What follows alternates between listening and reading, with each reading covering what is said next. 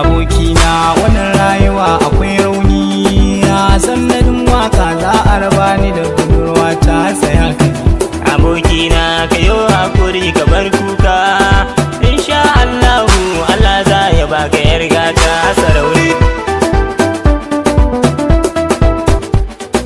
Umate yaro a tun fari mun kayo bai kowa, ni da budurwa ta wai ina san zaman yayo karko. Yanzu zigar dangi da kawayenta za su yi karko, dan na fuskanta za su raba ni da budurwa ta a lokaci.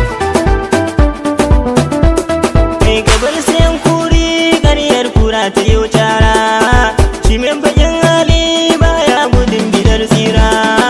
Ziga ta yan kuri suke halin aran kaya, ka riƙe mai son ka umar kabar sayan yawa su tafi.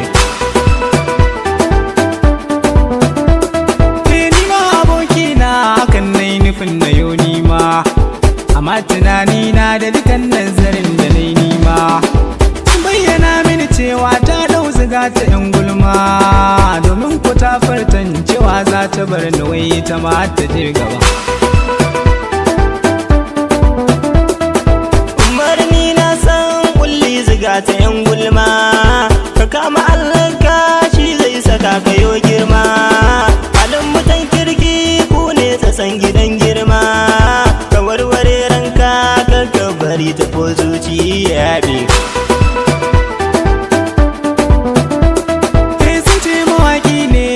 Ce ba su yi karya ba, sannan barin wakar yaro fa bangara na ba. Kusan hana ni diyar su umar ba zan ji zafi ba, domin suna nan ne Allah za ya bani kyakkyawa sarauniya. Batun ka kunne umar waka ka sadin ba, me kwayi banta tsarin cikinta na duba. Zance na bakin su shi zai saka suna tuba, kula na kayi ne ya san hannu muke sanya wa zobe. Dama mutane sun gaya min ni ban yi baiko ba, diyar da nin nema sun ce min ba mu yi daidai ba.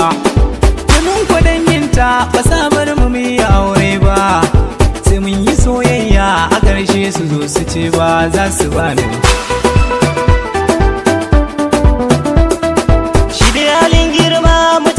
Yana sahun farko, niyya ta yin aure farin ta yi yau mai ko.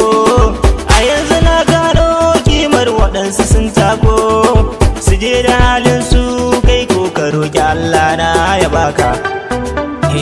Abokina wannan rayuwa akwai rauni, a sanadin waka za a raba ni da budurwa ta tsaya.